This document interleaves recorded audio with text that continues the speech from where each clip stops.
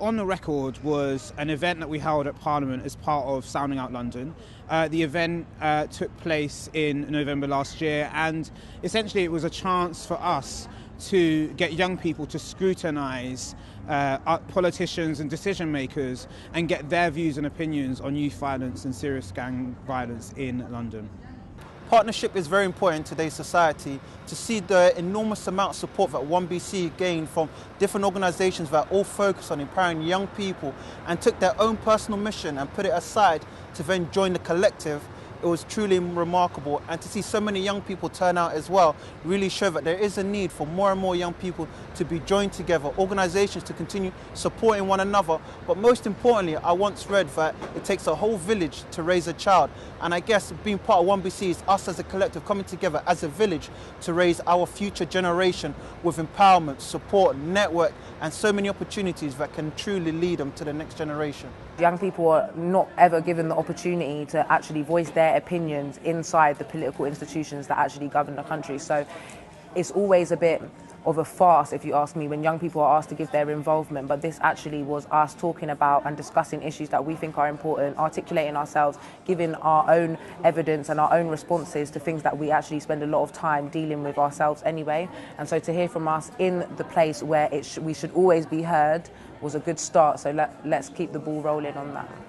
We really wanted young people to have their voices heard and for them to be able to ask the questions to people like Nick Gibb, who works for the Department of Education, and Commander Mac Chisty, who works for the Metropolitan Police. It was important that young people were the ones who were scrutinising instead of being scrutinised. You know, what society will do by itself is will condemn that by doing something else.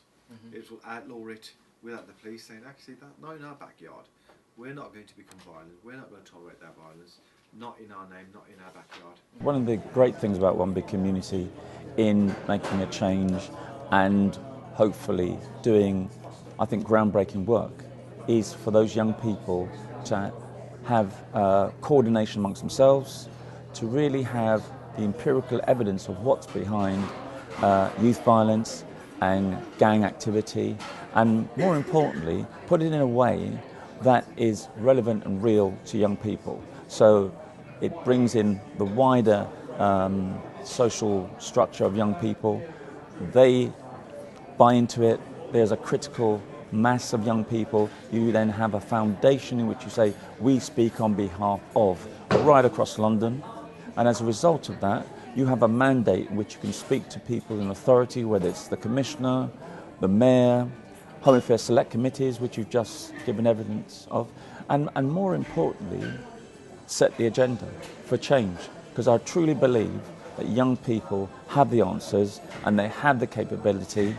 They just need the support of those in authority to say, listen, this is what we do. And I think 1BC is ahead of the game. So I think the main issue with government now at the moment is the fact that a lot of young people are not consulted when their policies are made.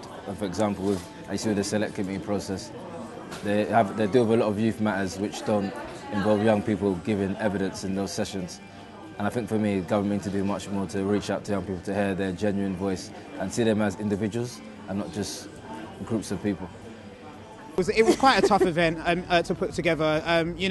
Apart from the fact that it was in Parliament, which has its long list of restrictions, but also just working with some of the ministers and working with their diary team to make sure actually it went well and that everyone got in on time and everyone left on time and everyone left smiling. More importantly, Precious was given the hardest task, if you ask me, of chairing the whole On the Record.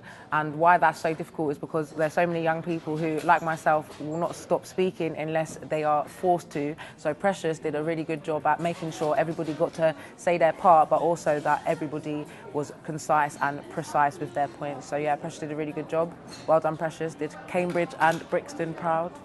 To me, it was a major success, firstly because it was history in the making. We were the first ever organisation to do it. Plus, I think that from the year, how much we've grown is so important. Last year we was at Parliament Week as a stall. This year we was asked to come back as a workshop and actually was able to pull off such an amazing event, so definitely success.